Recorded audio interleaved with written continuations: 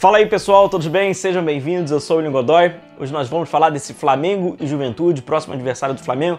Tem um erro que eu considero gravíssimo nesse sistema defensivo do Juventude, que é um dos mais vazados, inclusive no campeonato. O Juventude já tomou 9 gols nesse campeonato brasileiro, então eu vou demonstrar para vocês com alguns desses exemplos. E a gente, claro, vai passar por essa questão do Flamengo, sobre a escalação do Flamengo, eu tenho falado muito sobre o controle, né, do jogo. Inclusive vou mostrar para vocês um quadro, como taticamente uma formação, uma estrutura poderia favorecer o Flamengo a ter o controle, tá? É um pouquinho diferente do que a gente tem visto habitualmente. Então por isso eu reforço aqueles pedidos de sempre, peço para você deixar o like, se inscrever no canal, é muito importante a sua participação e desde sempre eu conto sempre com a força de vocês. Ah, pessoal, recado importante, inclusive serve como lembrete, vocês me perguntam bastante, gosto de saber sobre as lives. Não vai ter live pré-jogo desta partida, tá? Apenas pós-jogo. Acabou o jogo, conecta aqui no canal que a gente faz uma live pós-jogo, depois a gente traz o vídeo de análise como vocês estão acostumados. Por que não vai ter o pré-jogo? Uma questão óbvia, né? Ninguém merece você fazer uma live 9 horas da manhã, com café da manhã, ainda com mau hálito, nem escover os dentes ainda, já fazer uma live. Então não vai ter, beleza? Depois da partida, aí a gente faz a nossa live com pós-jogo, então enquanto tá marcado. A geração a partir mais ou menos da minha, sabe bem do que eu tô falando. 4 horas da tarde, mas não é o caso, né? O jogo será às 11. Alfredo Jaconi, Flamengo jogando contra o Juventude, neblina, short preto, manga comprida. O Flamengo perdeu muito lá, principalmente nos anos 90, mas agora mudou, né? Felizmente as coisas mudaram para melhor, pro nosso lado, mas de qualquer forma, as memórias de um Flamengo e Juventude lá em Caxias do Sul não são nada boas. Então vamos lá, vamos começar. Bom, aqui eu trago para vocês, inclusive é no jogo Atlético Paranaense e Juventude, que o Atlético venceu lá no Alfredo Jaconi por 3-0.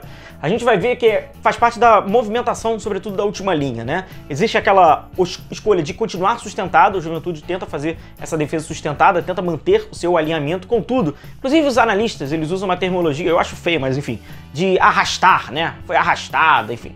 É mais ou menos isso, porque ela é induzida pela movimentação do adversário e vai realmente quebrando, como se fosse um efeito dominó, né? Você derruba uma peça e todas as outras peças, né, subsequentes serão derrubadas. É o que acontece no time do Juventude. Você vai ver que inicia a jogada pelo lado direito, então o zagueiro pelo lado esquerdo ele vai tentar sair daquele bloco, né, que ele tá mais ao meio espaço e vai cair para o corredor da esquerda, o zagueiro por dentro vai cair pro outro e com isso vai gerando espaços. Então a gente vê que não tem movimento solidário suficiente na questão defensiva do outro lado. A gente vê que não existe, né, e com isso o Atlético Paranaense vai explorando esses corredores. Olha lá como a gente vai observando, né, vai passando de pé em pé, vai entrando, inclusive foi o Jadson, né, e ele fez um belíssimo chute, o gol do Atlético Paranaense, porque essa defesa vai sendo, em aspas, arrastada, né? Vai sendo condicionada pela movimentação da bola e não tem ajuda da linha mais à frente. E aqui é um exemplo, a mesma questão, tá? A gente tá falando da mesma lógica. A diferença é que em vez de ter iniciado do lado direito para o lado esquerdo, dessa vez inicia do lado esquerdo para o lado direito. Mas é a mesma concepção. Os defensores eles vão sendo condicionados para diminuir o espaço, não tem ajuda necessária para essa última linha, vai gerando corredores, o adversário vai aproveitando esses corredores e a bola vai passando por todos os jogadores do setor. Mais uma vez, ó, vai explorar entre o lateral direito e o zagueiro, vai explorar esse espaço, o jogador do Atlético Paranaense, ele vai atacar esse espaço, então esse zagueiro que está no atacante mais por dentro, ele vai sair, obviamente, para fechar esse espaço. Com isso, esse atacante por dentro, ele fica com muita liberdade, então o zagueiro que está pelo lado esquerdo vai compensar, são muitos movimentos de compensação, em aspas, sem sincronia, que vai abrindo muitos espaços. Mesma coisa, iniciou pelo lado esquerdo, desta vez passou por todo mundo e o jogador do Atlético Paranaense que vinha, né, aproveitando, o Atlético Paranaense usa muito os alas, né, os laterais, pelo lado direito ele acabou fechando, marcando o gol do Atlético Paranaense. Mesma questão, estão sendo arrastados, estão sendo condicionados a sair da sua zona, que eles têm que marcar e marcar a bola, o jogador espaço, muito espaço. Com isso o Juventude vai sacolando muitos gols na toa, já são 9 hoje no Campeonato Brasileiro. Aqui eu trago para vocês a possível escalação do Flamengo, né, certamente não será nada muito diferente disso aqui. Vale lembrar do Rodrigo Caio, né? Ele vai ser poupado e aí é uma cautela que é importante quando a fisiologia sinaliza que existe essa necessidade do atleta, né, não se desgastar, porque a gente está pensando no médio ou quiçá num longo prazo, se for possível, tem que obedecer, você tem que seguir esse prognóstico da fisiologia. Então com isso o Rodrigo Caio vai ser poupado, mas o Flamengo irá a campo com Diego Alves, Mateuzinho, William Arão e Gustavo Henrique. Gustavo Henrique, como a gente já citou, inclusive aqui no canal, será possível, a não ser que aconteça alguma coisa muito fora da curva nesses próximos jogos, Gustavo Henrique será o substituto do próprio William Arão no jogo de ida, nas oitavas, tá? Contra o Defensa e Justiça. Então aqui vai jogar o William Arão com o Gustavo Henrique e na lateral esquerda o Felipe Luiz. Felipe Luiz que também possivelmente será poupado, se não nesse jogo contra o Juventude, um pouquinho mais à frente, tá? Ele também não vai ter essa rotina de jogos, não vai ter essa sequência, também vai poupar um pouquinho mais. com o Diego e o João Gomes. O primeiro jogo realmente do João Gomes, em aspas, substituindo o Gerson, né? A gente já falou muito sobre posição, sobre função. Ele vai fazer na posição do Gerson, né? A gente sabe que são outras funções, mas é o primeiro jogo do João Gomes. O Thiago Maia também tá nesse processo com muita cautela, gradualmente, né? Tá diagnosticado esse retorno do Thiago Maia, mas com muita paciência. A gente tá falando mais para meados de julho, não é para agora. Mais à frente, né? O Vitinho e o Michael. E aí é uma particularidade minha, uma opinião minha, né? Assim, aspas, meio como um torcedor mesmo. Eu, de verdade, vou ser muito franco com vocês, tô meio desgastado já com esses dois, tô cansado já com esses dois. Questão de irregularidade, tem questão comportamental, sobretudo na questão do Vitinho, e as questões de tomada de decisão do Michael. Eu já perdi a paciência, tá? Eu respeito a quem tem e admiro, inclusive, o torcedor do Flamengo que tem muita paciência, mas com esses dois, já sério, já desgastou.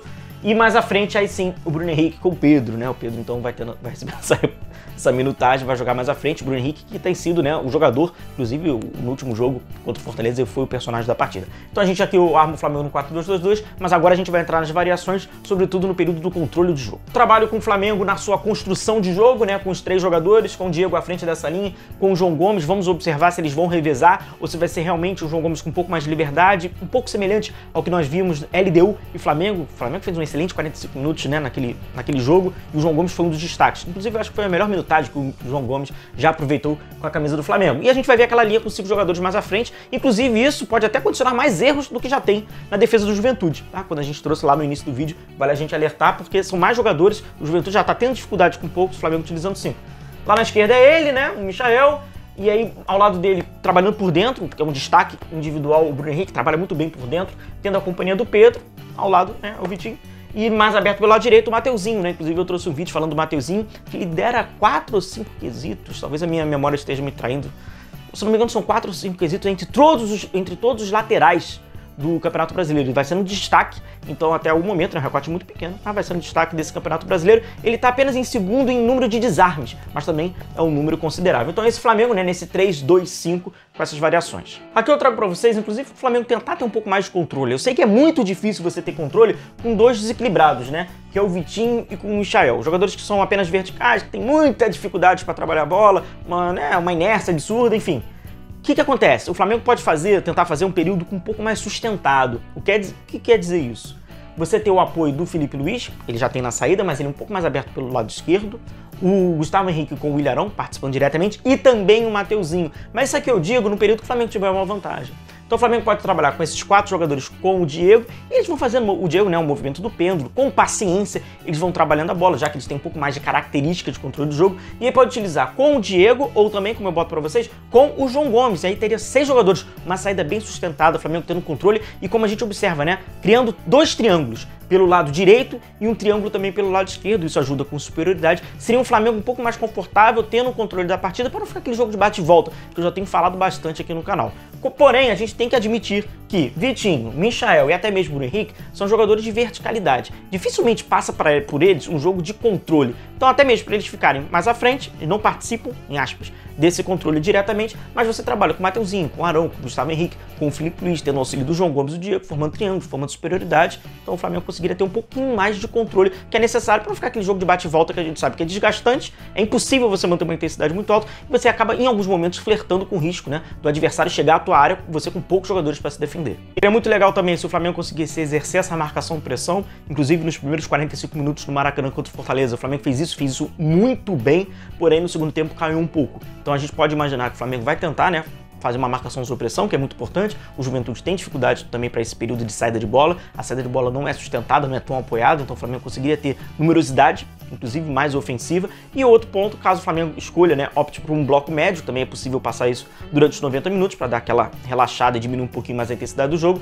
A gente vai ver o Flamengo se comportando com 2 linhas com 4 jogadores, com o Bruno Henrique e com o Pedro mais à frente. Serão fundamentais, né, a boa interpretação de Michael pelo lado esquerdo, sobretudo do Vitinho, que tem muita dificuldade. Aí precisa fazer aquele Vitinho que é extremamente cansativo, já tô cansado de falar disso também por aqui. É o momento certo de buscar 12 pontos, buscar 3 pontos fora de casa, serão fundamentais para o Flamengo ainda mais brigar, e vai encostando mesmo com o número de jogos a menos, né? O Flamengo tem um dos times com o maior número de aproveitamento no Campeonato Brasileiro, mas é importante vencer no Alfredo Jaconi. A fase mudou, né? Como eu trouxe até no início do vídeo, já é uma outra geração, já é um outro Flamengo, mas tinha muita dificuldade. Aquela neblina, short preto, manga comprida, era sinônimo de dificuldade. Felizmente as coisas mudaram pra gente. Então é isso, pessoal. Vou me despedindo de vocês, agradecer. Like, inscrição e a gente continua se vendo. Continue se cuidando. Um forte abraço a todos vocês. Bom jogo. Tchau, tchau.